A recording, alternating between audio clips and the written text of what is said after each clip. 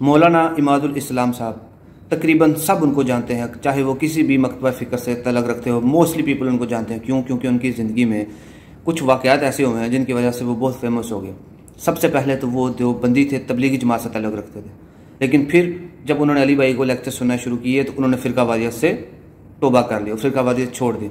लेकिन फिर अचानक से उनको उनके उलमा ने दबाव डाला या क्या हुआ, उन्होंने फ़िरकावारियत फिर ज्वाइन कर ली। फिर वो जो है देवबंद में चले गए।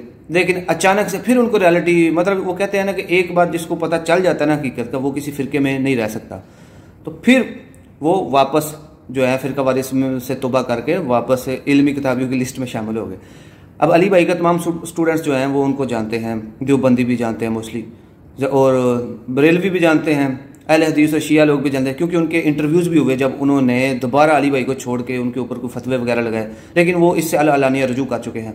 तो अब जो है वो दोबारा जो है फ़िरकावारी से तौबा करके जो खालिस्तन सिर्फ और सिर्फ मुस्लिम होकर दीन की इशाअत कर रहे हैं। लेकिन आपने एक मिसाल अक्सर सुनी होगी कि चोर चोरी से जाए लेकिन हेरा फेरी से न जाए। अब हुआ ये है कि इनको शुरू से लोग कहते हैं कि ये जो इमादुल इस्लाम भाई हैं ये मौलाना तारक जमील साहब को कॉपी करते हैं, ये उनका स्टाइल कॉपी करते हैं, ये अपना स्टाइल नहीं रखते। ठीक है, इनको देवबंदियत में ये आदत पड़ी हुई थी, लेकिन वो आदत अभी तक इनकी छोटी नहीं है। ये अक्सर बयान करते करते हुए उनकी कॉपी करते हैं। मेरे भाई आप सबको अपनी आखिरत की इस्लाह करनी चाहिए, मतलब ये उनका जब स्टाइल कॉपी कर रहे होते हैं ना सेम, अगर कोई बंदा उनका फेस ना देखे तो आवाज़ से एक बार यही लगेगा ये तारक जमील साहब है। अब इनकी किसी देवबंदी के साथ बहस हो रही है मोहन्नद के कीदों पे। तो क्या हुआ है, इन्होंने क्या किया है कि जब वो बंदा जो है मान नहीं था रहा तो इन्होंने कहा कि मौलाना तारक जमील साहब ने भी मोहन्नद के कीदों से हाथ उठा लिया। आए मैं आपकी बात करवाता हूँ। इन्होंने उस बंदे की बात तारक जमील साहब से करवाई है। पहले आप वो क्लिप देखें।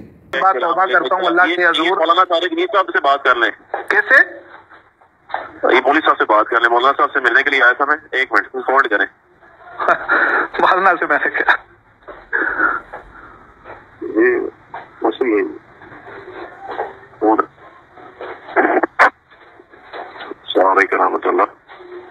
वालेकुम सलाम। कौन साहब? जी मैं तारक जमील बात कर रहा हूँ। कौन आप बात कर रहे हैं?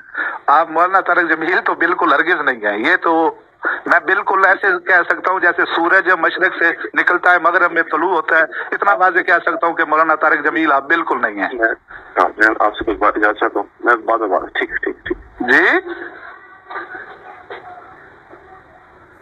हेलो जी भाई, आपको मैंने मौलाना साहब से बात करवाई, आपने यार कमाल करते हो। मौलाना का मेरे पास पर्सनल नंबर है, मौलाना से मेरी बात होती रहती है। छोड़े मौलाना की बात। आप ये बाय रेंजर्स मेरे पास खड़े हैं, मैं आगे जा रहा हूँ, आपसे बात कर रहा हूँ। अल्लाह के वली आपने मौलाना साहब से बात कमाल करते हैं आप। मैंने अर्ज किया मौलाना का जाती नंबर मेरे पास है, मैं मौलाना से गुफ्तगू करता रहता हूँ। उनका लबो लहजा उनसे बात, चले आपने गलत किया उनसे, अजीब बात बंदे यार मुझे ये इमादुल इस्लाम भाई ने खुद को ही तारक जमील साहब बना के पेश किया। ये इन्होंने गलत हरकत किया। फिरकों की दुकानें बंद, the damage has been done. जिनको अली भाई का डैमेज हैज़ बिन डन हुआ है उन्होंने फिर क्या करना है कि जो भी अली भाई से मुंसलिक है, जब कोई वो गलती करेगा या कुछ भी करेगा तो उसको उठा कर अली भाई के खाते में डाल देना। तो ये बिल्कुल गलत बात है। अली भाई का इस चीज़ से कोई लेना देना ही नहीं। मैं सिर्फ ये क्लिप इसलिए बना रहा हूँ कि मैं दिखा रहा हूँ कि इमादुल इस्लाम भाई जो अगर बने हैं तारक जमील खुद ही, तो इसमें अली भाई का कुछ लेना देना नहीं। ये देखें आप पोस्टें लोग कर रहे हैं, क्या क्या कर रहे हैं। तो इमादुल इस्लाम भाई से भी रिक्वेस्ट है कि आप खुदा के लिए तारक जमील साहब का कोई भी एक्सेंट कॉपी करने की ज़रूरत नहीं। आपकी बहुत ज़्यादा पहचान बन चुकी, आप फेमस हो गए, आपको वायरल हो गए। अली भाई ने आपको अपने ऑफिशियल चैनल पर चलाया। आप ही वो वाहद स्टूडेंट हैं अली भाई के जिनके साथ मेरे ख्याल से अली भाई ने सबसे पहले वीडियोस का सेशन शुरू किया। तो आप खुदा के लिए आपसे रिक्वेस्ट है कि आपकी ऐसी चीज़ों की वजह से हमें फिर जवाबदेही करनी पड़ती है। हमें लोग बहुत सारे जो हैं आ जाते हैं, पहले ज़िंदगी की बहुत सारी मसरूफियात हैं। तो खुदा के लिए आप भी ऐसी चीज़ों से दूर रहें और आपसे रिक्वेस्ट है कि इस तरह की गलती दोबारा ना करें। अब तो जो हो गया, लेकिन नेक्स्ट जो है आप कभी भी तारक जमील नहीं बनेंगे और ना ही उनका कोई स्टाइल कॉपी करेंगे। जज़ाकल्लाहु खैरा।